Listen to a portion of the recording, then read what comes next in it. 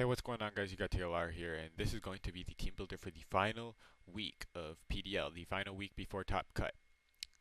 And we are going to be playing Epic Gamer Kid and the Texas Excadrills in this final week. So you can see his team on the right. A lot of really fast and really strong Pokemon that we do have to watch out for. But since he does have a more offensively built team, uh, is basically going to be a little easier to break through because he doesn't have a lot of bulky pivots, right? So, for example, he doesn't have a good ghost resist, like at all. So, Gengar clicking Shadow Ball is going to be really nice in this week. I think Gengar is going to be able to put in a lot of work. I actually think everybody's going to be able to put in a lot of work, and let me just show you how. Our team this week is going to be Gengar, Bronzong, Tangela, Zapdos, Mega Gyarados, and Clefable. So let's just hop right into it. First Pokemon is going to be Gengar. So Gengar is going to be earning the Choice Scarf this week because again he does have a lot of fast Pokemon, even Pokemon that have Speed Gengar, like the all through. He technically has all three genies, but Orlando doesn't have speed. But yeah, he has Tornadus and Thundurus, which both have the potential to outspeed Gengar. He has Mega Alakazam. He has the potential to run his own Scarfer like Lucario or Virizion. So with Scarf Gengar, we can outspeed probably everything on his team. I doubt he'd run a Scarfer on one of his genies in order to outspeed Gengar. So we're going to have Shadow Ball and Sludge Wave. That hits just about everything on his team neutrally. Well, actually, Shadow Ball does hit everything on his team neutrally, but Sludge Wave is there. It hits stuff like Virizion and can do a bit more damage to things that are neutral to it. Knockoff is there because he does have a few things that are bulky enough to tank hits. For example, Lando can take two Shadow Balls. So being able to knock off on the switch in, if I predict a switch into one of his bulkier pivots, being able to get rid of its item should be really nice. And then Destiny Bond because there's not really another coverage move we need here, and being able to get a clutch, like let's say we're in a bad position, he's got a Pokemon that can easily sweep my team. We can just Destiny Bond and get rid of that with our Scarf Gengar. So, yep, pretty self-explanatory. EV spread. This amount of speed allows us to outrun max speed Virizion. So if he decides to put the Scarf on his Virizion, we can outspeed that. Max special attacks to do as much damage as possible, and then the rest into defense. That'll help us take stuff like bullet punches from Lucario or something like that. Alright, next up is going to be Bronzong. So Bronzong, we're actually running a bit different of a set this week. We're actually going to be running a physically defensive set with the Colbur Berry. And this is because that Lando is very, very threatening. It's probably the best Pokemon on his team and even one of the best Pokemons in the format. So if he decides to run like a Sword Stance set, this set just walls it completely, no matter what move it has, unless it has knockoff, which is why we have the Colbur Berry that will make it so knockoff doesn't actually do that much damage and we can threaten it in return. So levitate, of course, in order to check Lando, we do need the ability to be immune to ground type moves. This also helps in case he wants to run like Earthquake on a random Pokemon in order to tech for Bronzong, but I don't think he'll be running ground type moves to tech for a Pokemon that can potentially run Levitate. But yeah, this means that basically Lando can't touch us without knockoff. Gyro Ball is that nice reliable stab move, able to hit stuff like Alakazam and Virizion really hard, and like even stuff like Lucario that resist it if its max speed is going to be taking a real solid chunk from that. Hidden Power Ice is there pretty much specifically for the Landorus. As we'll show you the calc right now, with the special attack investment we guarantee the 2-hit KO on even a bulky version of Landorus. So Landorus won't want to take that, and we also, if he wants to try to wall us with Thundurus, which could be something that could take his other hits, we do 3-hit KO Thundurus as well. So yeah, Hidden Power Ice basically hitting the stuff that Gyro Ball and Earthquake doesn't hit. Earthquake is there for like Togedemaru and Lucario, the steel types that he resist gyro ball and hidden power ice. Earthquake is just going to hit those really hard. And then of course stealth rock, because he does have a multitude of flying types, and just stealth rock is a great move in general. So being able to pressure him from switching, because he doesn't want to lose that health as he switches into stealth rocks, should be really nice. And this is going to be our spread. As you can see, the special attack helps us against Lando and Thundy, and then the defense, the HP, we're doing 188 defense just because, as you can see, it hits a jump number. So at 176, it's only 173, but this hits 174. Wait. Oh, I was like, wait, why is it not moving? It's because of the EVs from Hidden Power Ice. Yeah, sorry about that. It likes to do that, but this will be 31 IV, so he'll have 176 defense, which hits that jump number. So as you can see, it goes from 174 to 176. That just makes us a little bit bulkier, so good. We can take on Lando better. Next up is going to be Tangela. This is going to be our primary specially defensive pivot. Eviolite, of course, it's a pre-evolved Pokemon. We're going to want the Eviolite and Regenerator, which, since it is a pivot, will allow us to stay healthy throughout the match. Excadrill is there because it's a nice stab, hits stuff like Alakazam and Lando neutrally, stuff like that. Basically just there. That's a nice stab move that he can click and do a decent chunk to anything that wants to switch in without having to worry about predicting or anything like that. Hidden Power Ice is there again specifically for Lando. If the Lando decides to not run Z-Fly, it won't be able to Oko Tangela, not even at +2, and then Hidden Power Ice will do a very solid chunk in return. Stuntboar is there because, again, as I mentioned at the beginning, he has a very fast team, and being able to slow it down is going to be really good for this team, because this team isn't like super fast. So being able to paralyze his Pokemon with Stun Spore, including any ground types like Lando, is going to be really helpful in this game, especially if it's like Scarf Lando.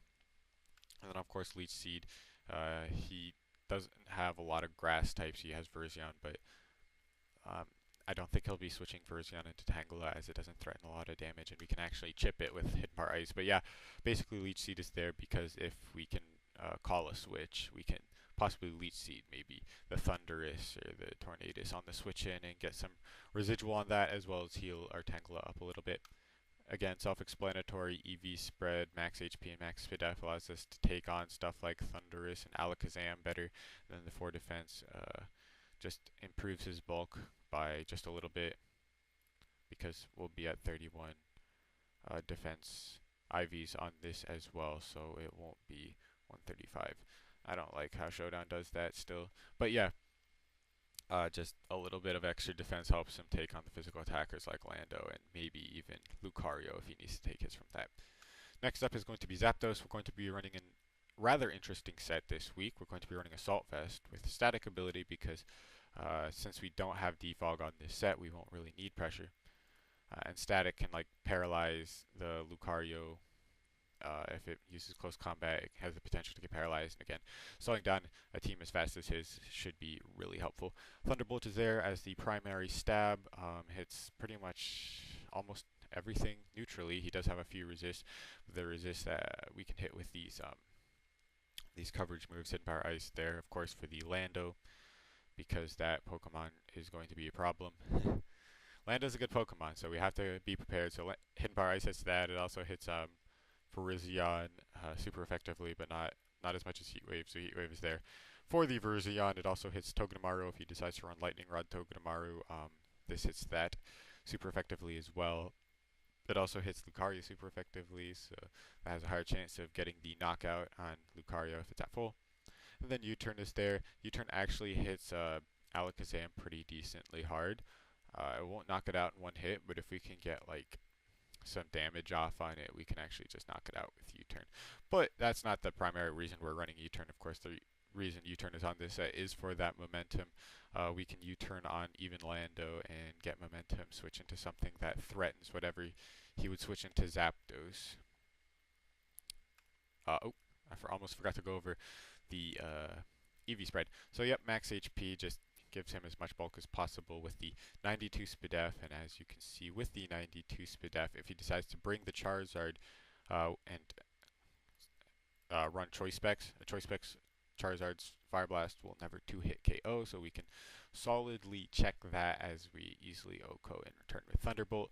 And with the special attack investment, you can also see that an offensive Lando will never take that. Hidden Power Ice will guarantee the knockout on that. So Zapdos can also be a secondary check to Lando, or even if the Lando opts to not run a rock type move like Stone Edge, or if it, as long as it doesn't have a way to hit Zapdos. There's a lot of ways Lando can hit Zapdos, and it's likely that he'll bring a way to hit Zapdos with his Lando. But if he doesn't, if he's running like Dual Dance with Earthquake and Z-Fly, Zapdos is a great answer to that set.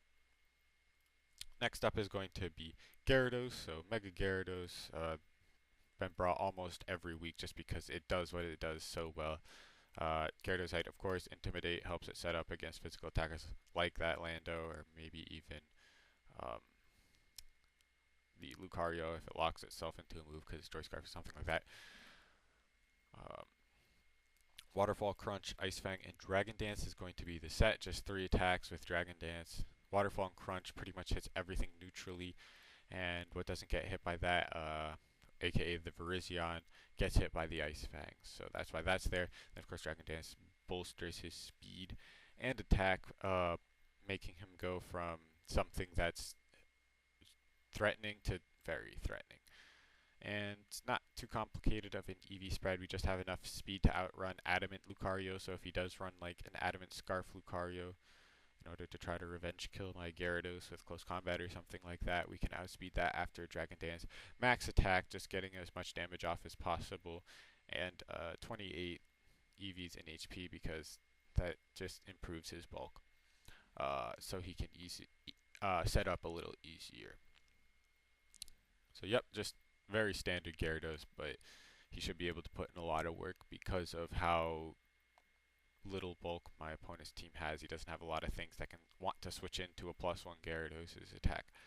Last but not least is going to be the Clefable. So we're actually going to be running an old favorite set. This is a set that was really popular back in Gen 6, and I think it can actually put in a good amount of work here. Leftovers with Magic Guard, because he does have the potential to set up stuff like Stealth Rocks or even Toxic, my Clefable, so being able to absorb status and not have to take rock damage allows Clefable to switch into the Pokemon it checks a lot easier. Moonblast, Knockoff, Thunder Wave, and Soft Boiled. So Moonblast, of course, is that reliable stab move that Clefable runs, hits a lot of his team neutrally effectively, so it doesn't have a lot of things that even want to take damage from Clefable. And things that do want to switch into a Moonblast, we have Knockoff for. So stuff like Togedemaru, if it tries to switch in, we can knock its item off, which could be really helpful. And even if it can even knock the stuff off that just switching in general. So like knocking off Lando's item or Thundy's item is just going to be really nice in this game. Thunder Wave is there because it is Thunder Wave. Again, paralyzing his team and slowing it down is going to be really nice when his team is so fast. Now I know Thunder Wave isn't the best accuracy anymore, and it also only halves the speed, but in a game like this, I do think that Thunder Wave can put in a good amount of work since he does have all those fast Pokemon. And of course, having the chance to stop your opponent from making a move in that turn can be really nice as well. If that's the way we have to win a game, then you can be sure I'm going to go for it. You got to do what you got to do. And of course, Soft Boiled is just a recovery move, pretty standard on Clefable. So the EV spread, it's just pretty easy to get behind, I guess. Just max HP, no need to cut back on the HP for lowering Stealth Rock damage since Clefable can't take Stealth Rock damage. Magic Guard, 196 defense and 60 special defense with a Calm Nature. So as you can see, with the 60 special defense and a Calm Nature, a Timid Mega Alakazam Psychic will never 2-hit KO, so we can check that if we need to. And then of course the rest was put into defense to allow Clefable to easily switch into other physical attackers that it might want to check. So Yeah, that is the team that we will be bringing. I don't think there's anything else that I have to go over that I missed. So yeah, that's the team we're going to be bringing this week. The battle should be going up tomorrow. Um, yeah, thank you guys so much for watching, and I'll see you guys then.